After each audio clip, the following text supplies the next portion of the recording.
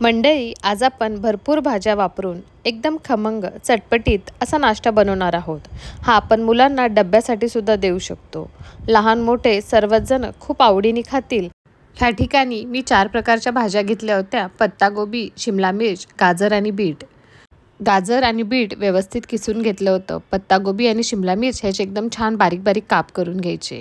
कोणतीही भाजी वापरली तरीही त्याचे खूप बारीक असे काप करून घ्यायचे, म्हणजे लहान मुलं खाताना जर भाजी तोंडात आली तर ती काढून टाकणार नाहीत।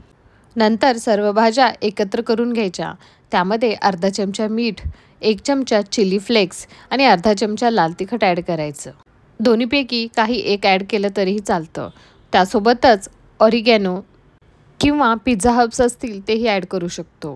अशा प्रकारचे काही मसाले नसतील तर आपण सरळ चाट मसाला, जिरेपूड ॲड करायची आणि भाज्यांमध्ये व्यवस्थित मिक्स करून घ्यायची। ह्या मसाल्यांचा फ्लेवर भाज्यांमध्ये खूप छान उतरतो, त्यामुळे मुलंसुद्धा हे चटपटीत नाश्ता खूप आवडीने खातील। एका बाउलमध्ये 1 वाटी बेसन पीठ घ्यायचं। त्यामध्ये अर्धा छोटा चमचा हळद ॲड करायची, 1 चमचा लाल तिखट। ऑलरेडी आपण चिली फ्लेक्स आणि लाल तिखट वापरले, त्यानुसार आपण तो कमी जास्त करून घ्यायचं। सोबतच अर्धा चमचा जिरेपूड आणि थोडासा ओवा आणि चवीनुसार मीठ। ज्या ज्या ठिकाणी आपण बेसन पिठाचा वापर करतो त्या ठिकाणी ओवा ॲड करायला कधीही विसरायचं नाही।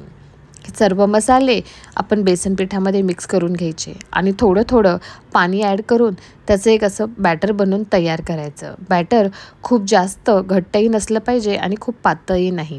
व्हिडिओत दाखवल्याप्रमाणे आपण ते बॅटर बनवून तयार करायचं।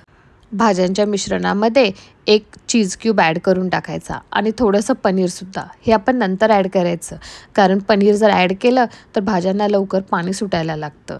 म्हणून नेहमी पनीर भाज्यांमध्ये ॲड करताना आपण शेवटी ॲड करायचं।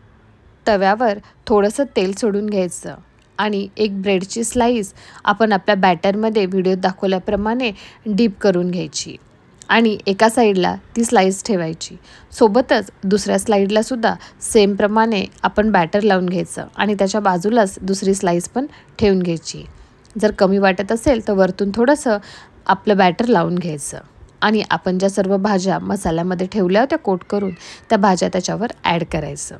ह्या ठिकाणी वरतून तुम्ही चीज आणखीन किसून ॲड करू शकता, किंवा तुम्हाला पनीर कमी वाटत असेल तर वरतून आणखीन तुम्ही पनीर ॲड करून घेऊ शकता। एक 2 ते 3 मिनटं त्याला एक साईड छानपैकी परतून घ्यायचं। ह्या रेसिपीमध्ये कुठेही आपल्याला भरपूर असा तेलाचा वापर नाही करायचा आहे।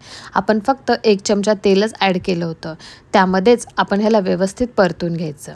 2 ते 3 मिनिटांनंतर ब्रेडची एक स्लाईड ऑलरेडी व्यवस्थित भाजून निघाली असणार, त्यामुळे त्याला आपण दुसऱ्या साईडने सुद्धा व्यवस्थित शेकून घ्यायचं। दोन्ही साईडने त्याला छानपैकी खमंग असं भाजून घ्यायचं।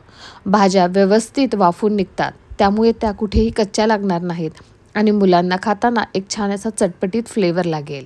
एकावर एक असे ब्रेडचे स्लाइड्स ठेवून घ्यायचे आणि आपल्या सँडविचसारखंच हा ब्रेडचा नाश्ता बनून तयार आहे।